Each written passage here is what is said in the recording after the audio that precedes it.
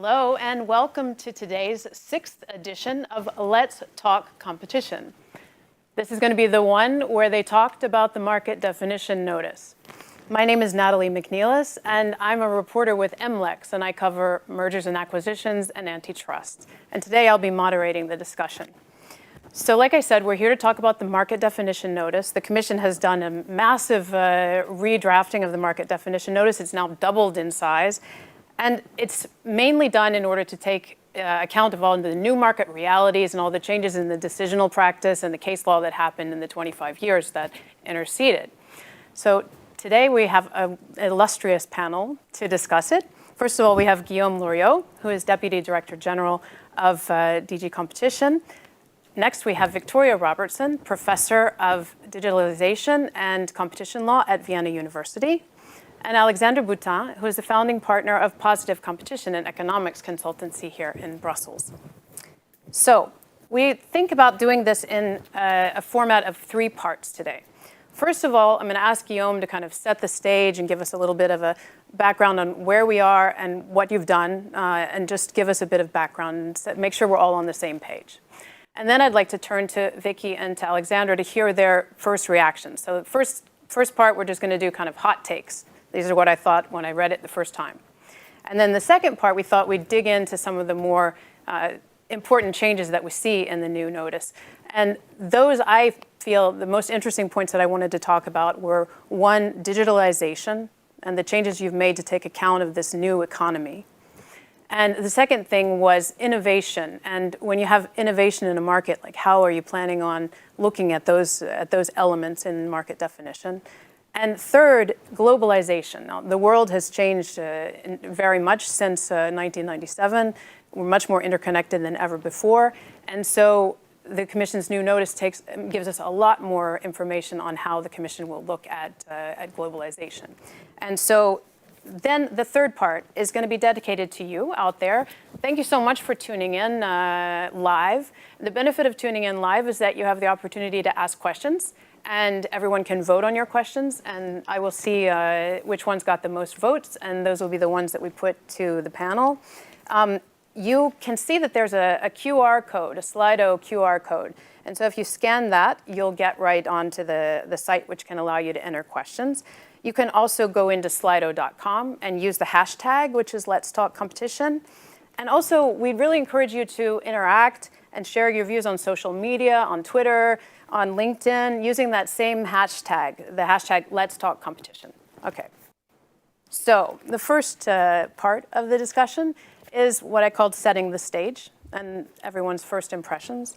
So Guillaume, can you first of all give us a little bit of an insight into what you were doing with the market definition notice, what it's for, and how you see the changes affecting people's understanding of your work? Okay, maybe let's take a step back. And what is important to understand is that market definition is an exercise that, competition authorities generally, and the Commission in particular, conduct, when they are looking into the competitive assessment of a merger and most antitrust cases. I mean, cartels and restrictions by objects are a bit, a specific exception, but generally, market definition is necessary in order to understand the boundaries of a market where competition is taking place as a starting point for to conduct your competitive assessment in a merger case or an antitrust case. Now, essentially, what does it mean? And to be practical, having a market definition is not a top-down, exercise. It's rather a bottom-up exercise where you try to understand where competition between products is taking place or between services, who are the main competitors in the market, who are the customers, and that information. In order to understand the market realities, in order to understand also the geographic focus of that competition, you do it through market investigation. You go through to understand with stakeholders how competition is taking place. It is only a starting point. That's very important to understand, but it has a practical impact. I think one is about without a market definition, you don't have a market share. So having a market share, allows you, it's a first indicator, but it's very practical because, for example, in mergers, you have cases that go through a very simplified procedure because once you see that the market shares are very low, then, you can easily have a simple process. Same for antitrust, where you have exemptions that allow companies to make sure that the agreements will go through and do not raise competition issues. So there's an element, a first element of predictability for companies in order for them to have a first idea of whether the deal or the agreement will trigger some scrutiny. Again, it's only a first indicator. It's not at all the end of the exercise. It's the beginning, and it's only necessary to underline it. Now, I think when it comes to what is new with the guidance, I think what is really important to understand is that we had a notice in 1997, which was based on very fundamental principles, and these principles still hold. I think we haven't departed from that. We've been even clearer, on some very fundamental elements, that it's a facts-based exercise, for example, as I said, that you can leave the market definition open in some instances, and that you look at the customer point of view in order to have a market definition. These are elements that remain are clarified. But obviously the world has changed since 1997, and there was a need to give guidance on fundamental elements that were new or give more clarity, and we'll come to that. I think you mentioned them. Digitization wasn't there in 97. How do you define markets in the digital economy for platforms, for example? That's one issue. Innovation competition is something that competition authorities and the Commission in particular have been looking at more and more. How do you do that practically when with a lot of competition on innovation, but the products are not yet on the market? How do you define the market? That is very practical. I think that's very important. And as you mentioned, also the debate about geographic market definition. To what extent markets are global? To what extent, if you define a market as national or European, you take into account of that competition outside the market? These are very important debates on which clarifications were needed, and we'll come to that. Last, maybe, but not least, I think we've tried to be as user-friendly as possible in our notice, to give some examples so that it's accessible not only to legal practitioners that are watching us, but also business people, so that they can have an understanding about what is meant in practice by market definition.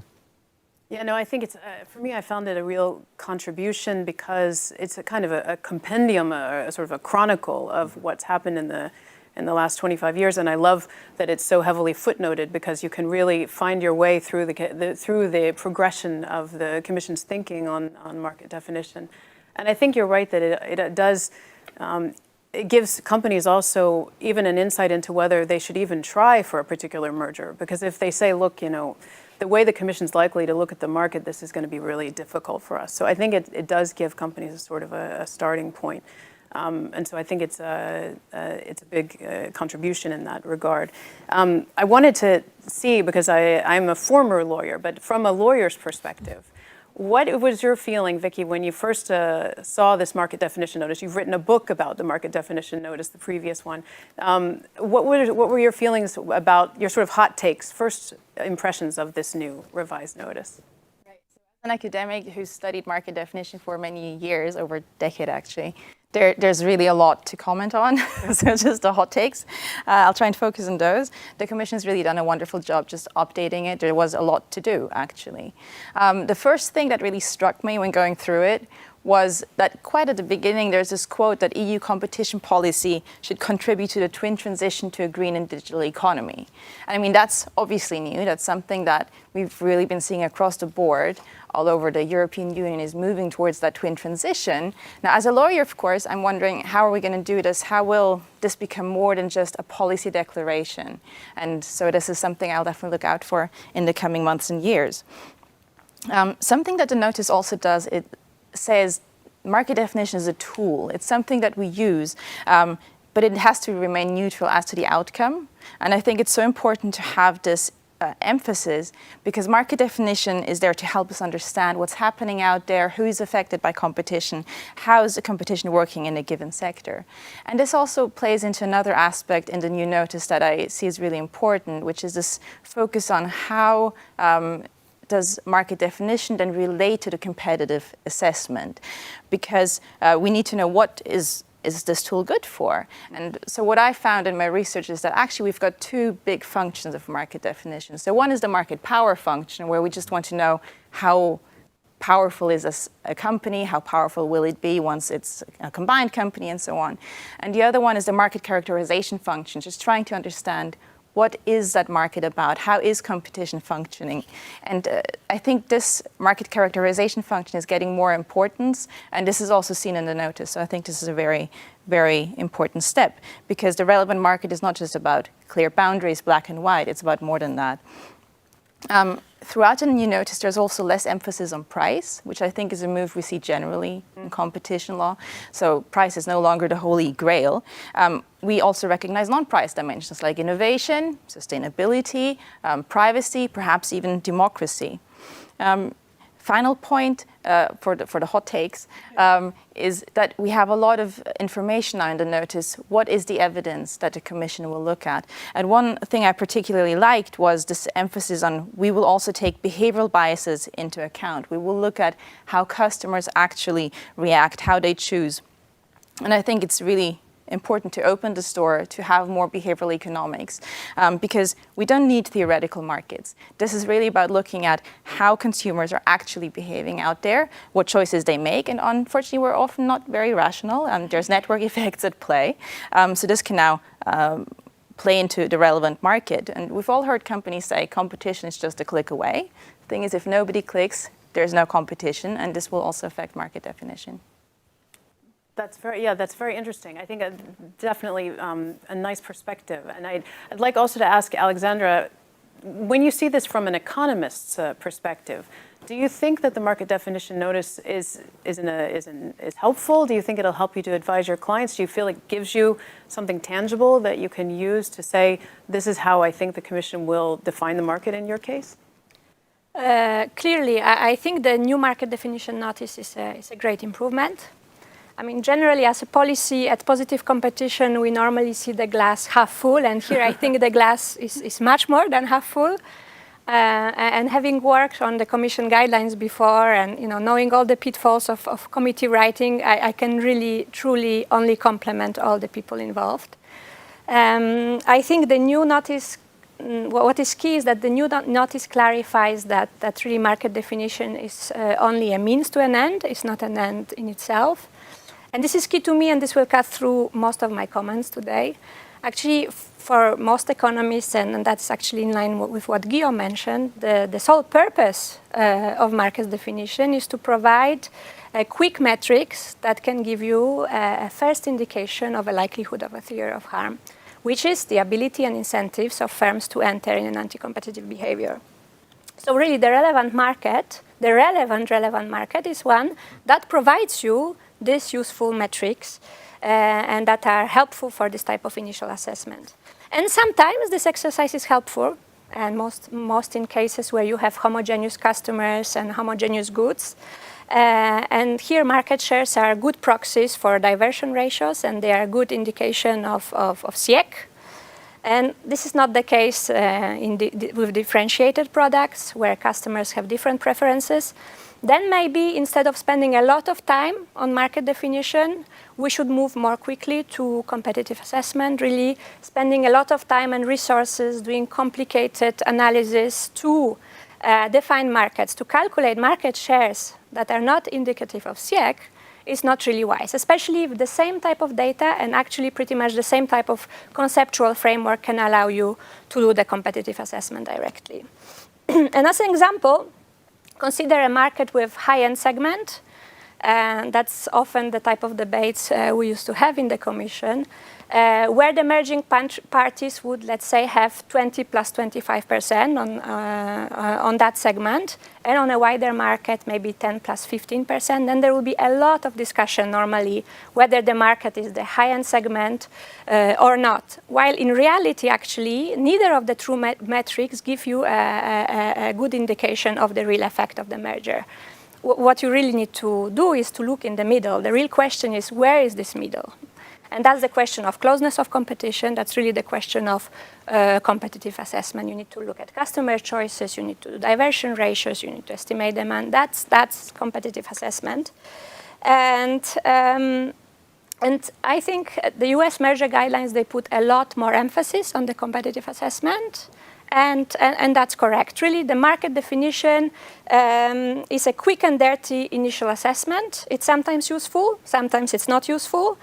And it should require a limited amount of sophistication. Its beauty is in its simplicity, I think. And last comment, importing competitive assessment into the market definition exercise, it's a common mistake, and we should avoid that.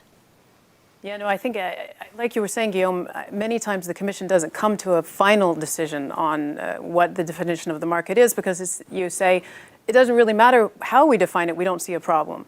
So I think you're right that having to drill down and define it precisely is not always necessary, because in some cases, even on the most narrow definition, there's no problem. So I think that, that's, you're right not to put too much time and stress on this, what's supposed to be, like you said, a quick and dirty starting point. The next sort of chunk of this conversation is supposed to be about the changes that we see in the definition. Notice there are many changes, but I highlighted the thing has doubled in size, so there's many new things in there. So the things that I chose are what you've said about digitalization, and the fact that you're taking account of this incredible dynamic shift in the markets, and speaking specifically to issues that arise when you talk about products that aren't charged, where there's no price or where there's a multi-sided market. So that's the first question that I wanted to ask was about digitalization and what you have done to take into account these new market realities, and how you feel about whether you're going to be able to use those new tools to when products move and change even faster, because this is not the end, So it's a very dynamic field. What is your feeling about what you've done with digitalization and how it's going to evolve? So let me try to explain. I mean, obviously, one of the reasons for updating the notice was indeed digitization. We had antitrust practice, we had merger practice where big digital cases were examined. So we had some experience, and there was also a need to explain that practical, experience and turn it into a guidance, because, indeed, as you said, the economy has evolved and digitization is an essential part of our economies beyond platforms, in fact. So that was one of the rationale, and what we've tried to do is really the principles were there, and we managed to define markets without a notice before it was adopted. So the principles are there, and it allows you to define markets, even digital markets or new markets, and that's a bit the purpose of having such guidance. But essentially in the notice, what we try to focus on are two features of the digital economy. First, the multi-sided platforms. How do we define them? I mean, how do we qualify them? And the digital ecosystems, and those are linked. But obviously, we've had experience in both fields. So, with regard to digital platforms, I think the essential principle that the Commission explains in its guidelines, in light of its practice, is that indeed you can have multi-sided markets. Typically platforms with two-sided markets, and it happens that in some cases we have defined those platforms as one market. One example, an early example was Microsoft LinkedIn, where you had one aspect of the case was about online recruitment services on one side with the job seekers and the offers on the other side, and still, we define it as one market. Or you can have other important cases. Google Android is one example where you have, mobile operating systems, app stores, and apps running on the apps, where we defined each side of the market as one market. And so they are, depending on the facts of each case, different outcomes that are possible. Does it necessarily mean that the outcome of the assessment would be different? No. I think that is another important aspect.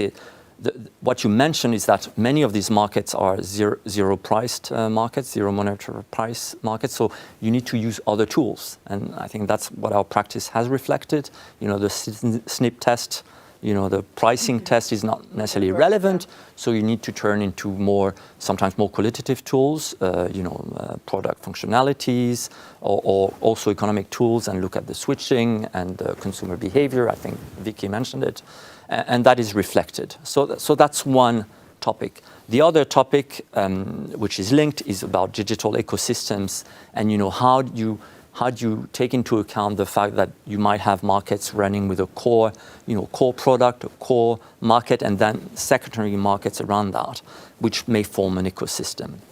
And I mentioned the example of mobile operating systems, where you had different markets and still an ecosystem, and how you take that into account. And one message, and I think it came from the court as well in Google Android, is obviously, however you define the market, the very fact that you have interconnections between these markets, even if they are defined independently, is very important to take into account and to understand once you run your competitive assessment, to understand indeed whether there's an ecosystem, how these products are linked, and what you can draw as a conclusion for your competitive assessment. So, however you define the market, sometimes, you may still take into account in your competitive assessments the various interactions between the services or the products. Yeah, no, you can see already how much there is to unpack there, yes. And how important it was that you've elaborated on this in the market definition notice, because I think that it's a whole new world and a very dynamic world where the companies are very sophisticated and the regulator has to also be very sophisticated. Aleksandra, I'm wondering from your perspective, when you read what the Commission's added on digitalization, do you think that it is helpful really in helping your clients to understand how the Commission's likely to look at their markets? Or is it something that's just really very unpredictable and the Commission is just sort of given some sort of flags but not really given guidance that is sort of strict enough?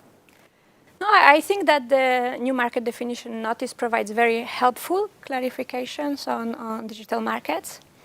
But where I would disagree with you is that this is so new. Actually, this is not that much of a new debate. I mean, we have had discussions in cases forever when we're trying to decide whether the market for free TV is the same as for paid TV, right? These were, in the simplest form, two-sided markets. And there you would have advertisers on one side and viewers on the others, and they would have different preferences. They would potentially have different alternatives. It could be the case that for advertisers, for example, the market for free TV was more of a substitute for paid TV than for viewers, yeah. Right? And then the discussion of whether this is a market for overall TV or the market for free TV is not properly phrased. You need to look at these two sides separately. And I think this is really important that the Commission clarifies this in the notice. And this other issue of the fact that indirect network effects actually can influence can actually link the substitution patterns on one side to the substitution patterns on the other. That's very important. And now this issue, the topic that you mentioned, Guillaume, of ecosystem, and the fact that how do you deal with digital conglomerates offering related complementary products, right? And I have actually no issue with the fact that you could have a company with a lot of market power on various connected markets. And then to best assess its dominance, you would look at this overall dominance in all these different connected markets. And the best example for me, for example, is Microsoft in business applications. But then this is not necessarily a market definition exercise. Actually, to the extent that the dominant company twists the nature of competition to its favor by forcing sweet competition in order not to compete with best-of-breed application on the individual products, this doesn't mean you should define a suite market. What is this, a suite market? A suite, application suites, so okay. Bundles, right? Okay. Whatever you own in your offering. That would be, in my view, equivalent to the cellophane fallacy, right? You offer the suite because you are actually dominant and you can impose that. And this is for 102, but I'm also aware that the ecosystem markets have a merger affiliation, a merger connotation. And if you indeed think that a common ownership of complementary products will allow the merged entity to bundle, to tie, to fuel consumer inertia and myopia, maybe to increase transaction and switching costs for alternatives, or to foster aftermarket dynamics, and ultimately increase barriers to entry, then you might need to look at the overall share of this offering of the merging parties and the competitors. But these digital ecosystems should be defined in a way that allows you to classify, to order, to understand the theories of harm involving those digital conglomerates. To me, the word digital ecosystem is basically a catchphrase unless it is associated with particular theories of harm involving digital conglomerates. So the relevant question here is the link between these shares in the ecosystem and the SIEC. And as I explained, the link is not very clear between market shares and SIEC in differentiated markets. There is even less of a link between shares in ecosystems involving complementary products and SIEC. So really, this will be a question of competitive assessment. And these complex cases in digital markets involving conglomerate complementary products will need to be based on a thorough competitive assessment and not on market definitions. You are not going to decide these cases on the basis of a 40% share or a 5% overlap. So this would be my take from that. And what about you, Vicky? What were your thoughts when you read what they've added on digital markets? Well, that obviously, as I also focus on digital markets a lot, was one of the things I was most looking forward to reading. And starting with multi-sided markets, here the question is, do we look at, like you said, one market side, or do we look at multiple market sides, or do we look at the entire platform focusing on the role of the intermediary as well? I think your case law has really provided us with different answers in this respect. If you look at carte bancaire in the European Union, but also I do a lot of comparative work if you look at the US and American Express. But it's always also down to the facts of the case, of course. Now, the market definition actually leaves it open. So there's this possibility looking at the facts of the case. What do we see? Where are those substitutability patterns? Are they similar or not?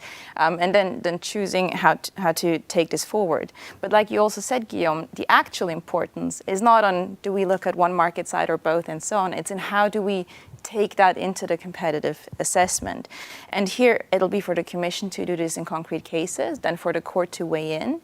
And I think from what we've seen, the court has been quite receptive to creative ways of doing this. If you think of Lombard Club, it took cluster markets into account. If you look at the printer cartridge cases, we had aftermarkets, which were defined quite differently. And so also, if you look at very differentiated markets, in the Wielandwerke case, you saw a case where you had a differentiated product, but it was actually just one relevant market. You couldn't segment those into separate relevant markets. But then the court also said, yeah, but you can have different competitive dynamics in different segments. So I think how you actually take this up, then that's what really matters. Now, looking towards digital ecosystems, which you've also mentioned, I think there still is a discrepancy in what we in the literature understand by digital ecosystem and what perhaps the general court understood by it in Google Android. Because it seems to me that the general court was much narrower, saying that the ecosystem is the mobile operating system and the application store. Now perhaps the market definition notice opens this a bit, finds some middle ground, because in one of the footnotes you also find that it includes hardware, so understanding it in a bit broader terms. But here I think this is ongoing work, so we'll see how this evolves. What I quite liked, if you think back to 2019, we had this special advisory report to Commissioner Vestager. And there the special advisors, 3 colleagues of mine, they actually said, in digital ecosystems, perhaps we need to look at it through an aftermarket approach, which is also a possibility under the notice, the new one, but also look at separate markets for digital ecosystems, so have this dual approach. And I think that's conceptually very sound, and the question is, could we still implement that? Look at those different layers of the onion, if you like, and just peel it back and understand how competition is working in those different layers. I think that would be very interesting. One final point on the Digital Markets Act, because we've been talking about that a lot as well, also on Let's Talk Competition. And there, it's quite clear that in the Digital Markets Act, there's no market definition. The Commission has made it quite clear also that they won't even take into account market definition for gatekeeper designation if it is brought forward.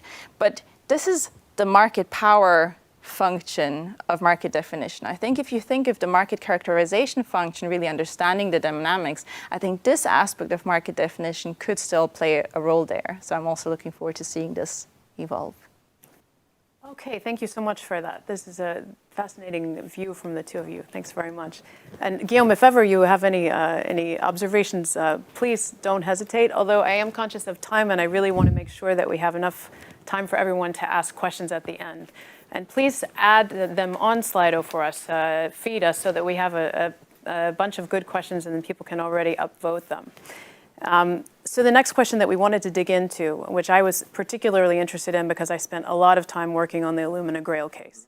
And that's the Commission's, how does the Commission approach market definition in a market where innovation is very important and where there's a really significant R&D aspect? And we've seen that in, let's say, in the 2017, 2018 agrochemical mergers. But like I said, in the Illumina Grail, where you talked about an innovation race. Mm-hmm. And I'm wondering, what is the Commission's feeling about how you're going to approach market definition when R&D is a big deal? Yeah, so that was indeed one of the purposes, one of the novelties in our market definition notice was indeed to integrate what has happened in, innovation-intensive markets, if I may say, where we had a lot of enforcement in merger control, in antitrust, and we were faced with the issue of market definition, and that's not obvious. How do you define markets in a context where you're dealing with something that doesn't even exist yet, something maybe. that is not yet on the market, essentially. Yeah.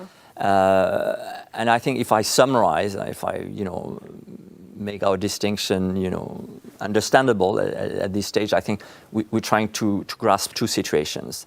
So there are the situations of the pipeline products, so something that you see, for example, in pharma cases and so on, and the situation of, I think you mentioned that in Illumina Grail cases where you have, a lot of innovation efforts being put in products that we will feed in various possible products, but you don't know yet what type of product.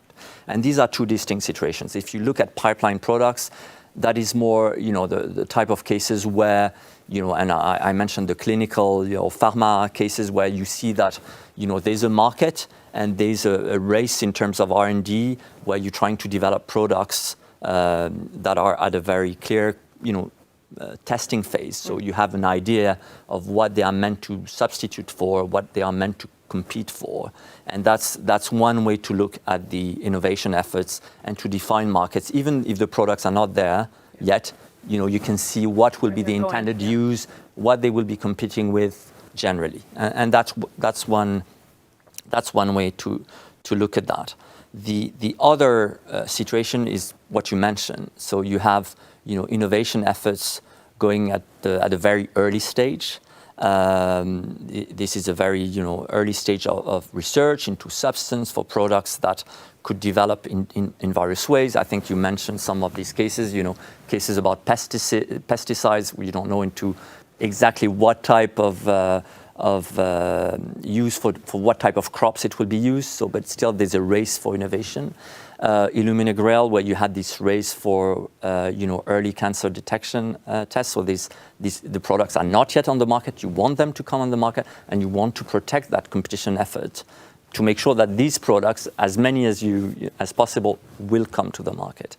And there, even if that does not immediately translate into a marketed product, I think the role of market definition is to already provide a first screening of how competition at the innovation stage is taking place. That may be in different ways in terms of getting funding, in terms of regulatory filings and so on.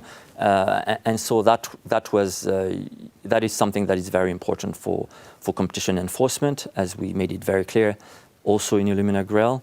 And I think the notice will provide some indications on how we want to define markets in the context of innovation competition.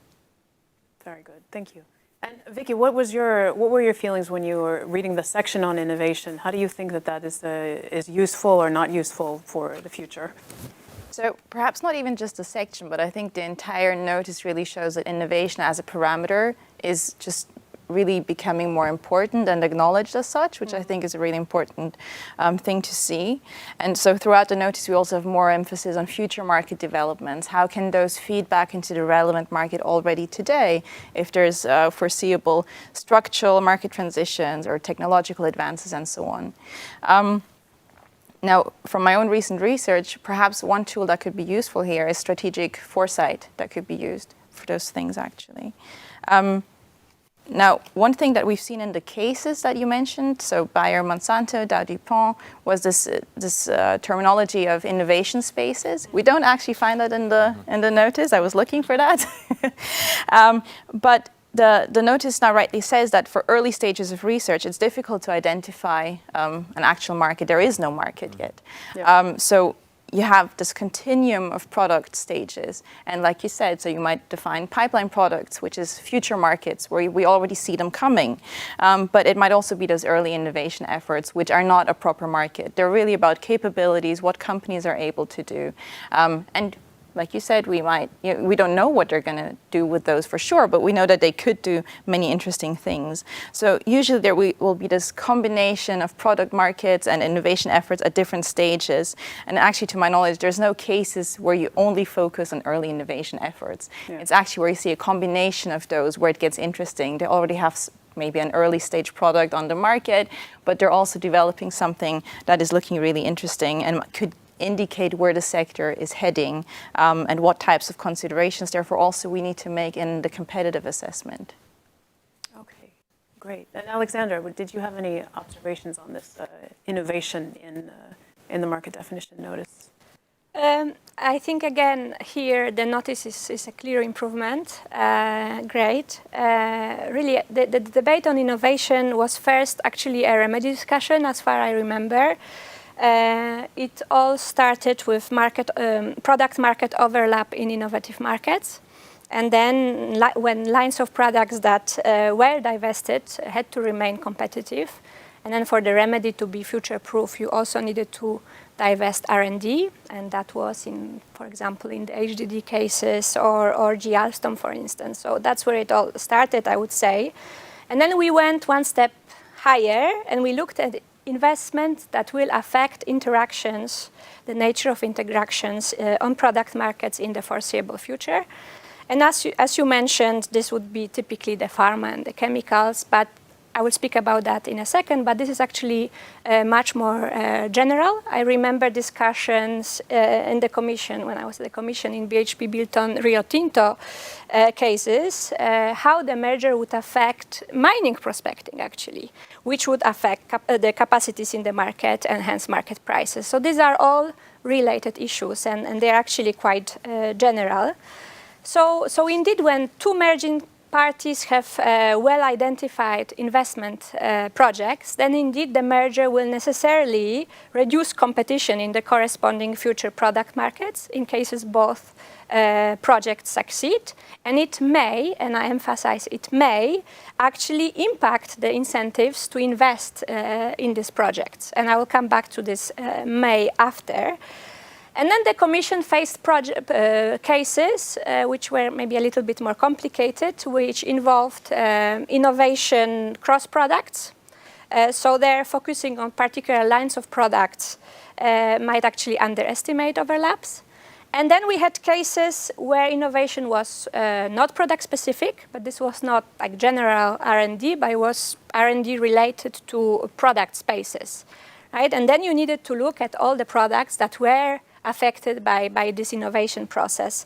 So far, so good. I think the Commission concern is valid. If your theory of harm is that a merger will structurally change the way you invest, you need to look, you need to define the market accordingly. You need to get the proxy at the right level that allows you to focus on the overlaps at the right level. So you look at the products that are actually impacted by this innovation, right?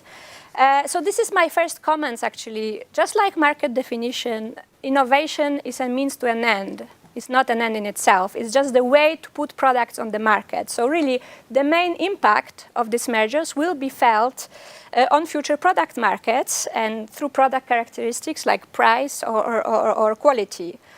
And then my second comment is that unlike in unilateral effects for substitute products, the impact of measures on innovation is ambiguous. And I'm not speaking about efficiencies here. I'm speaking about the very first order effect of the merger. When even if the effect is negative, it could actually be very insignificant. So then the question of the S in SIEC is very relevant, right?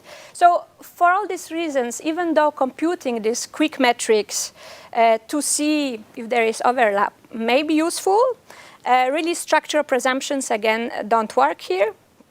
This is really not so much the issue of market definition. It's much more an issue of competitive assessment.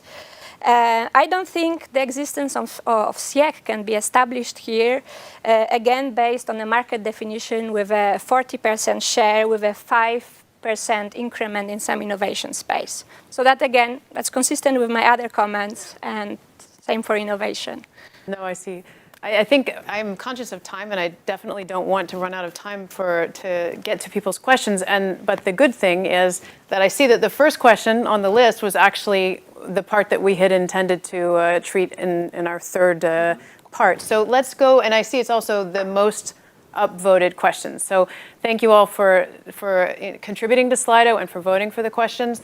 And like I said in the beginning, we wanted to talk also about the geographic market definition and how the Commission has elaborated on that section in the revised notice. And so first question is, how has the EC's approach to geographic market definition and the role of imports evolved over time? And so maybe let's try to be less, let's take a little bit less time than we had planned and deal with the questions more quickly so that we can get to some more of them. But first, just give us a little bit of an impression of how has the treatment of geographic market definition changed? And what does it mean for the role of imports? That's the thing that I think people are mostly interested in. Okay. So obviously, we had guidance on geographic market definition in 1997 because it's always been a very important aspect of, market definition and competition assessment in general. And so, the guidance is not entirely new, but it's been expanded substantially because there was, debate in the context of some well-known, cases, merger control cases, where there was a debate about how you take into account, potential entry or imports, as you mentioned in your question. So there was a need to be clear about how we do it, how we want to do it. And on one of your points, have we changed our approach? Not really. The principles remain the same, but we want to explain them even further. And how do we appreciate, how do we assess market definition and the geographic focus of markets? I think we're going back to the principles that are established, in fact, by the courts, to be very clear. So our guidance is in conformity with what the courts tell us and have always tell us. But maybe it's even clearer now is that when you look and you try to define the geographic market to see whether it's a global market, a European market, a local market, you try to understand how homogeneous the conditions of competition are within a certain area. And then you try to make sure that if the conditions of competition are really homogeneous, then this defines a bit the area where the market is considered as a geographic market. You have some markets that have become global, and there are many examples in our practice of markets that have widened. Yeah. And you have markets that remain very local. You can think about retail in supermarkets and so on. So one issue, and I think that was one of the real questions in the case, I have one case in mind is obviously Siemens Alstom, where contrary to what some people think, the disagreement was not so much on the market definition. I think the Commission assessed, the case for high-speed trains on the basis of a market definition provided by the parties, which was global, excluding China and Japan and so on, which were close to competition. Right. And the question was not so much the market definition, but rather how do you take into account potential entry and more generally outside, imports. Right. And obviously that's a very relevant question. And if you define a market as European, for example, and there are substantive imports or there are imports, in any event, you take them into account in your substantive assessment. It doesn't mean that we turn a blind eye on the fact that there are imports. And the question is on entry is not about market definition, it's about once you have defined your markets, whether there's indeed entry that is likely sufficient and timely in the near future to see whether that would constrain the parties. So these are very different questions, but market definition is important for the geographic focus of the case. And there are cases, recently we had the Arçelik Whirlpool, we have a European market, but many, competition from outside Europe, it was taken into account, the case was cleared. So it depends it turns always on the facts of the case. Yeah. And that's really the message, is that, the principles remain the same. We try to make them as clear as possible, to make, some very telling examples of our practice. And there might be evolutions and we take them into account, but essentially market definition is a starting point. And even if it's European, you take into account the, imports or national and et cetera. So that is, I think, the short answer, I hope, to your question. Thank you so much. Thank you. Aleksandra, you were saying, I remember you said something interesting about looking at this from the macroeconomic and from the microeconomic view, the geographic. What was this quote that you said? So there is this macro question. So the Chinese are coming. That's it. Yeah, the Chinese are coming. So are the Chinese coming? The micro question: how far do I travel to get my bread? So maybe just a few comments on that and the contribution of the new notice. And indeed, in most markets, like commodities, etc., imports are a constraint.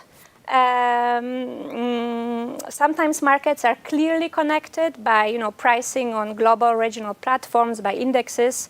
But most often imports are an imperfect substitute to domestic production, right? So really the question here again is how close of a substitute they are, and the Commission's approach was typically to consider that the closer substitutes will translate into more imports. So then actually including imports into a relevant market provides a quick and dirty metric that is useful. But then again, of course, imports can be more or less of a constraint for the merging parties and for the competitors, depending on where they are located, and then we are going on the more micro level, and depending on the product characteristics. So of course you need to do that in the competitive assessment. And that discussion is particularly useful for quite homogeneous products like steel or coal that are currently internationally traded. This is actually less useful for the threat of the Chinese trains arriving, because the Chinese trains are not there yet. So you really need to do prospective assessment. You need to do assessment based on internal documents, as Guillaume mentioned. You look at the board meetings and you want to see whether they are saying that actually the main driver of product development is not the current competition, but the Chinese one. This is the type of assessment you would be doing. But this is really competitive assessment. This is not a question of market definition, because there is no quick and dirty metric here, right? And now I just want to say the word on this micro level, because it's very important, and you see this in all national cases, in the Commission cases. This is really the bread and butter of our work. And this is really the cases where customer heterogeneity can be directly assessed. And this is also the case where the metrics that are normally computed, they are really not indicative of SIEC. So I think what is really important is that the market definition notice clarifies that when customers are price discriminated by location, the supply-centric approach doesn't work. You need to focus directly on customers. But I strongly believe that this is the same, actually, for more traditional retails, where customers are not discriminated by location. You need to look at these customers directly. Also here, the geographical zones are highly heterogeneous. Customers are, have different locations, they have different options, and they are farther or closer to the outlets. They are differently affected by the merger. So even though the prices are the same for the different customers, their transportation costs are different. So actually, the effective price is different, right? So diversion ratios here are clearly not proportional to market shares. So most often these metrics that are used for this initial screenings in local markets, they are not market shares. Presence-based approach, clearly they are not market shares. Indexes based on overlapping zones can only be market shares under very strict assumptions, like that you would have customers homogeneously distributed in these catchment areas. And even then, shares computed on this basis are not very useful because the conditions of competition are not really homogeneous in this zone. So the bottom line for me is that these cases should not be decided on the basis of market definition. You need to look directly how the merger impacts customer choices. You need to look at customers directly. And that can be done even if you don't know the location of customers. You can, look at representative customers through, homogeneous zones which are identified by statistical institutes. There are ways to do it, and we should move in that direction to be consistent with the first changes on that topic we see in the notice. Okay, very good. Let's move on to the next question. In fact, you mentioned internal documents. This question has to do with that. The notice says that the way companies see markets is not the same way as the EC sees market definition. So when they're talking about markets in their internal documents, they're not really talking about relevant markets in the way that the Commission sees it. So how do you fit that with looking at internal documents? Of what use are the internal documents in the defining of the market? Well, taking a step back on internal documents, I think the message, I don't remember exactly how the market definition notice is drafted in that respect, but when it comes to internal documents, whether in the context of understanding the definition of the market or the competitive assessment, is that you always have to be careful about reading these internal documents by companies in their real context rather than literally. And I think what it means is that obviously sometimes you have at a CEO level, for example, the impression that, or the saying that they would compete globally, and then you have some more specific marketing documents that would explain, where you compete in a certain country and who are your competitors, which would be more specific in order to understand what are the boundaries of the market, for example. So that's an example, but obviously you will read the two documents in a very different context. And I think what we mean is that sometimes, people in business terms refer to markets in a different context than what we mean when we mean defining markets from the customer perspective. What are the alternatives for customers? To take a very concrete example, telecom is one example. You have, in Europe, companies that are present in several national markets, Orange, Dutch Telecom, and so on. It's not that they compete in a European, market. They compete in national markets, unfortunately, because there are different regulatory constraints. So the conditions of competition are not homogeneous. So they are present in several countries, and yet the markets are, national. I mean, that's a concrete example. So obviously, when you take into account the internal documents, you take a step back, you try to understand what it means. You don't stop there. Obviously, you have other elements. I think that's what it means essentially. Okay, that's great. I'm noticing that the questions are coming in and they're getting really a lot of upvotes. So thank you so much, everyone, for participating in the process and contributing to making this a real debate. This question comes in from Mark. It says, should the EU's national competition authorities adopt the new notice in national cases? Would that create more legal certainty across the EU? Vicky, what do you think about that? Do you think that would help? So let me just start by saying that we've seen that the guidance that the European Commission provides has had a massive impact across the European competition network, the ECN. So whatever you guys say, people are listening in the NCAs. And I think there's a good reason for that. I mean, this type of harmonization really feeds into the European project, just helping us all to ensure there's a harmony in the legal systems in competition law. And so do they really have to adopt the notice? I think it's very likely that they will just follow the notice, to be honest, like sign on to it or something. I'm not sure that's ever happened like that. But I'm sure that it will have a very visible impact on cases on the national level as well. I'm just looking at the questions coming in, and I see one here that has 12 upvotes, so I think we should definitely put it to you. The notice covers intra-ecosystem competition. by applying after-markets criteria. What about inter-ecosystem competition, where they compete for multiple markets? Does anybody have some thoughts about that question? I mean, my take on that one is that maybe the question is referring to one aspect that I mentioned of the notice on digitization, where we mentioned ecosystems and how we apply the model of aftermarkets and so on. But generally, I think there should be no doubt that competition between ecosystems, if that's the term you want to use, is taken into account when you define markets. You have different sides on a platform, for example. You'll see what type of services is provided, and you take into account competition in that market in any event, which means looking at the ecosystem competition. So I think if there's an impression that a market definition is looking only within an ecosystem, I think that shouldn't be the impression. Okay, great. Next question up on the list. What is the role of market shares in the EC's assessment? Are they even relevant in dynamic markets? I don't know who wants to take that one on. Okay, Vicky. Take it? Yes, please. Because I was actually a little surprised to see the section on market shares in the market definition notice, because it actually goes more towards the substantive assessment, the competitive assessment, but I did like to see it. So I think it follows the trend to also think about how market definition is now relied upon.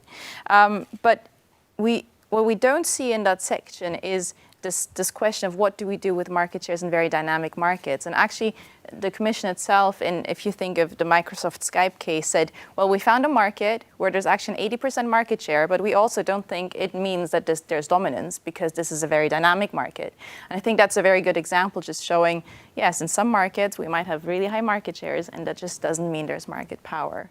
And that's when you look at internal documents, that's when you look at industry studies to see how the market is evolving, how quickly it's going to change. And again, market shares are only indicative of harm in very homogeneous markets, and most often what we are dealing with are differentiated products and with differentiated different customer preferences, and so market shares have a limited use, and structural presumptions based on market shares have a limited use. And for me, if there is one takeaway that national competition authorities could take from the new notice, is the fact really that market definition is just a means to an end, and we should really not decide cases based on structural presumptions, which we often see, unfortunately, on national level still. Yeah. So maybe just one word. I think one purpose of the notice is to provide the technicalities of the calculations of market shares, which still are important. But I think, as we said, market shares are a starting point for competitive assessment.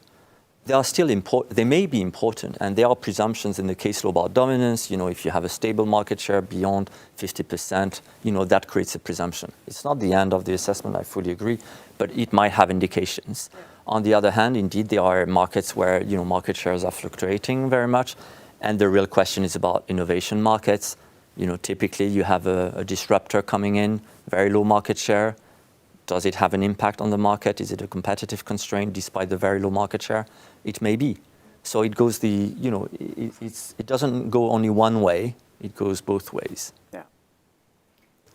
I think we have time for one last question, and I see one that got a lot of upvotes. It's from Kim. How will the EC handle market definition in industries that are undergoing rapid technological or regulatory changes?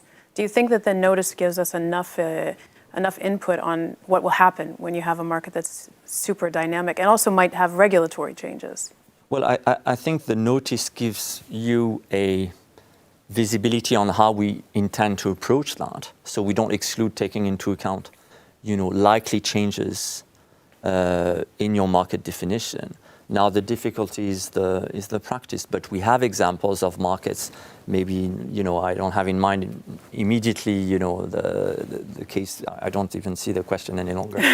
but you take into account, for example, consumer preferences in some food markets. You see the organic markets taking a lot of prominence in some markets. So you take these likely changes into account.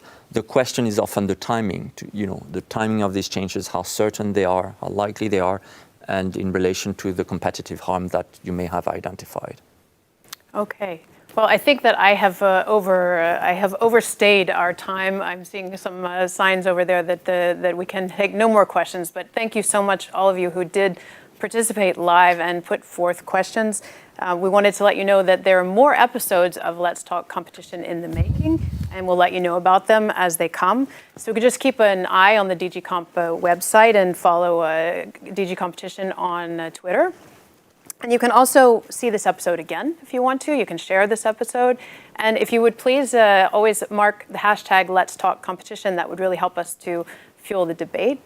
Thank you so much to all of my panelists for being here today. Appreciate it. Good afternoon. Thanks.